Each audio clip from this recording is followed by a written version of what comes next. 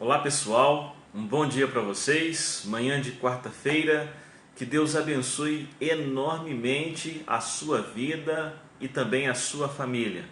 Nesse mês de maio nós estamos focados em relação ao assunto família. Temos orado pelos casais, pelos pais, pelos filhos, para que Deus esteja abençoando essa relação tão prazerosa, um presente que Ele nos deu, que é a nossa família.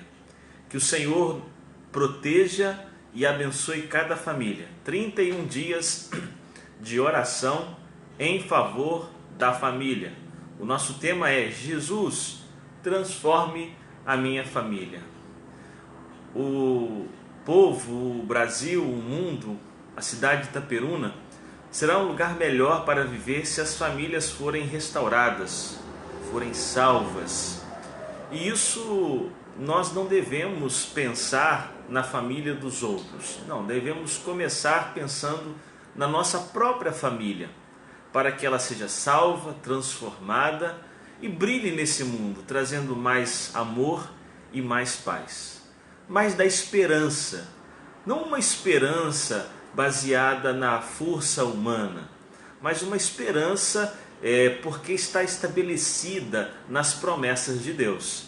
Por isso, no poder do Senhor, na sua fidelidade e na sua bondade, é que nós temos esperança.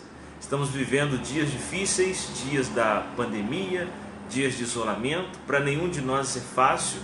Para aqueles que têm que sair de casa para trabalhar, talvez seja mais difícil ainda, porque suas vidas estão em perigo.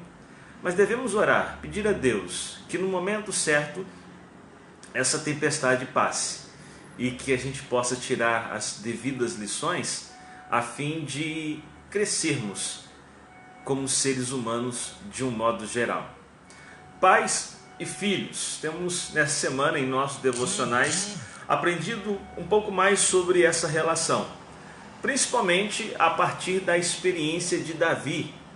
E ao analisar a vida de Davi, um personagem muito conhecido da Bíblia, o rei Davi, o profeta Davi, o poeta Davi, escreveu vários poemas maravilhosos e inspiradores, nós vemos que o início da sua atividade paternal, ou seja, os filhos da sua juventude, da sua mocidade, os seus primeiros filhos foram, na verdade, uma espécie de cobaia. Davi cometeu muitos erros na criação dos primeiros filhos.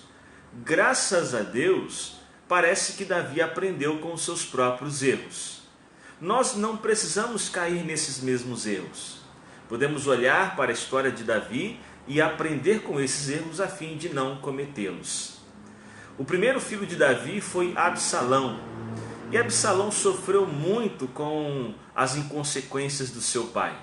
Absalão, ele infelizmente cometeu um erro, e de maneira nenhuma esse erro dele deve ser legitimado. Absalão acabou matando o seu irmão e por isso fugiu de Jerusalém. O seu pai queria vingança. E depois de um certo tempo, o coração do rei foi amolecendo, e sendo confrontado pela sua incoerência, ele julgava as outras pessoas com brandura, com graça, e com a sua família o seu julgamento era cheio de rigor. Então ele foi amolecendo e permitiu que Absalão, seu filho, voltasse para Jerusalém. Acontece que Davi permitiu que Absalão voltasse para Jerusalém, mas não voltasse para os seus braços. Ele impediu que Absalão visse o seu rosto. E a Bíblia diz que durante 2 anos Absalão ficou sem poder ver o seu pai, embora várias vezes tivesse tomado a iniciativa para tal.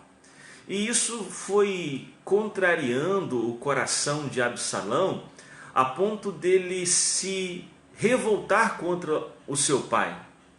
E aí então os dois começarem uma guerra mesmo, guerra bélica, um grupo de um lado, um grupo de outro, e eles começaram a guerrear.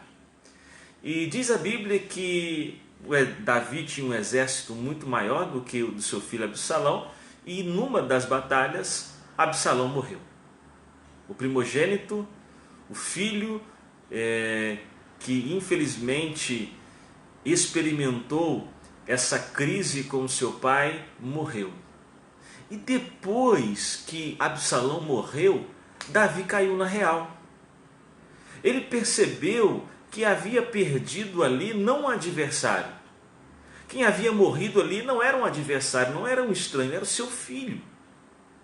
E ele, arrependido pelo distanciamento que ele provocou ao filho, pelo julgamento incoerente, precipitado que ele concedeu ao filho, pelas perdas inúmeras que ele proporcionou à relação do seu filho, ele chora amargamente pela morte de Absalão.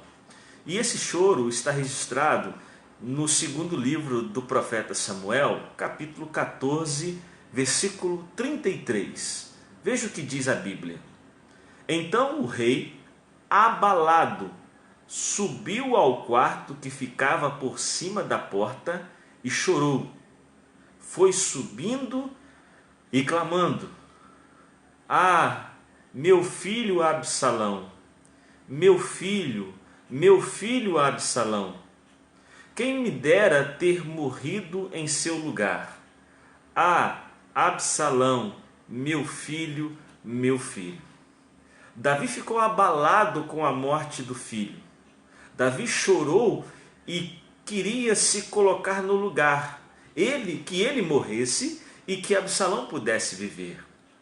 Mas agora era tarde demais. Nós devemos, com esta história, aprender que os pais erram quando choram por seus filhos tarde demais. É justo, é bom nós nos importarmos com os nossos filhos, chorarmos e procurar a melhor forma de aproveitar a vida com eles. Mas devemos fazer isso enquanto existe vida. Se fizermos este reconhecimento após a morte, de que adiantará?